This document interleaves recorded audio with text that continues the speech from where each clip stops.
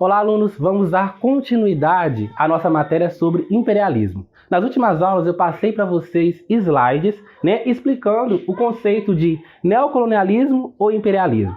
Vimos nesses slides que, a partir do final do século XIX e início do século XX, com o desenvolvimento da Segunda Revolução Industrial, as potências europeias já industrializadas, elas vão buscar por novos mercados consumidores.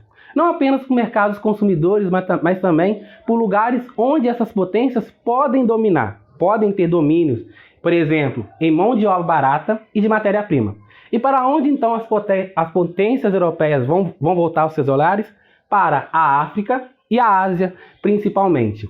Então temos, nesse conceito de imperialismo ou neocolonialismo, o conceito de dominação econômica, cultural e social. Quem são os dominadores? Os dominadores são potências europeias, principalmente França e Inglaterra. Temos os Estados Unidos, que vão concentrar sua dominação na América Latina, principalmente, e o Japão. E quem são os dominados? Os dominados são África, Ásia e América. Nesse período, então, temos o início das dominações em diversos países da África e da Ásia. Enquanto França e Inglaterra, assim como outros países europeus, já tinham seus domínios definidos na África e na Ásia, a Alemanha e Itália passavam um processo de unificação territorial. Esses territórios ainda não tinham a concepção de uma unidade política, nacional. E passando por esses processos de unificação territorial para se tornarem definitivamente como países, tanto a Alemanha quanto a Itália demoraram para participar da corrida imperialista. Foram praticamente as últimas a entrarem na corrida imperialista. E por isso, quando a Alemanha e a Itália iniciaram a participação na corrida imperialista, o que vai acontecer? Essas duas nações vão encontrar já a África e a Ásia divididas e partilhadas entre as principais nações europeias. As principais potências europeias já tinham as suas definições de domínios na África e na Ásia. E o que vai acontecer então? As potências europeias vão se reunir na Conferência de Berlim, na Alemanha, para então partilharem novamente a África. E aí temos então uma imagem muito conhecida da África como se fosse uma grande pizza sendo dividida entre as principais potências europeias. E quando eles definem então o mapa de divisão da África, vemos então nesse mapa como que a Inglaterra e a França são favorecidas, porque elas foram as principais potências a iniciarem a corrida imperialista. Enquanto a Alemanha e a Itália, por iniciarem tardiamente, vão ter pequenas porções de dominações. E aqui eu trouxe para vocês uma das principais justificativas do porquê dominar a África.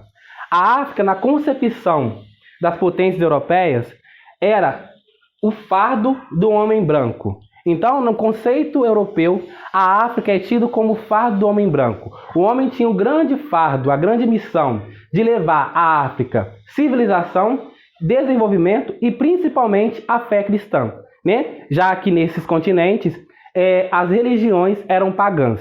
Então, a partir de conceitos totalmente racistas, como o darwinismo social, as potências europeias vão iniciar então a sua dominação nos países dos continentes africano e asiático. Algumas justificativas vão trazer para a gente histórias conhecidas como a história do Tarzan. Todo mundo conhece a história do bebê que ficou órfão no meio da selva, Era filho de aristocratas ingleses. E aí esse bebê, quando tem os pais mortos, cada versão da história tem uma definição de como aconteceu a morte dos pais desse bebê, Na Disney mostra pra gente que os pais foram mortos por tribos africanas, E algumas outras versões mostram que os pais foram atacados. E então esse bebê cresce na selva e é criado por macacos que tinham um certo desenvolvimento, cognitivo. E aí então esses macacos vão criar essa criança, e essa criança vai crescer e se tornar líder dos macacos. Essa criança branca cresce e se torna líder dos macacos, Assim, a história tem como objetivo, né, criada nesse período aqui imperialista, neocolonialista, de mostrar a superioridade do homem branco frente à inferioridade do homem negro, que vivia na África. Além disso, temos também a ocupação da Ásia, a partilha da Ásia pelas nações europeias e também pelo Japão. Dando sequência à nossa explicação, a gente vai ver agora o imperialismo na América. Na América, tivemos, na concepção de imperialismo, a questão da doutrina Monroe. A doutrina Monroe foi criada em 1823 pelo presidente norte-americano James Monroe. E o que ela dizia? América para os americanos. Mas, na verdade, era América para os norte-americanos dominarem. Por quê? Segundo essa visão norte-americana, a América deveria ser protegida das investidas imperialistas europeias, né? Os Estados Unidos não queriam que ocorresse a mesma coisa que ocorreu na África e na Ásia. Ou seja, eles não tiveram quase nenhuma influência nessa questão da corrida imperialista nesses continentes. Então, eles deveriam agora investir no imperialismo aqui na América Latina.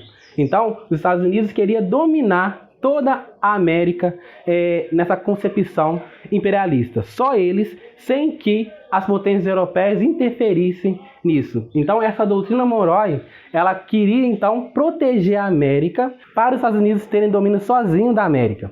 E aqui temos as mesmas concepções que existiram no imperialismo europeu, né? Lá na África e na Ásia. O que os norte-americanos diziam para justificar o imperialismo na América? Segundo os norte-americanos, os Estados Unidos, mais evoluídos, desenvolvidos e civilizados, tinham o dever de proteger, entre aspas, e levar sua cultura aos demais países da América, né? Principalmente da América Latina, que ainda não passavam pelos mesmos processos de desenvolvimento que os Estados Unidos passou. É a mesma questão do darwinismo social, uma justificativa que os europeus utilizavam, então, para falar sobre o seu domínio, os seus domínios na África e na Ásia. Eu espero que vocês tenham prestado atenção nas explicações de hoje, né? Lá na plataforma vai haver atividades relacionadas à aula de hoje. Prestem atenção, copiem tudo que eu passei no quadro. Eu vou estar enviando para vocês fotos dos quadros, né? Se vocês não conseguirem compreender o que está escrito aqui no quadro. E até a próxima aula. Boa sorte nas atividades.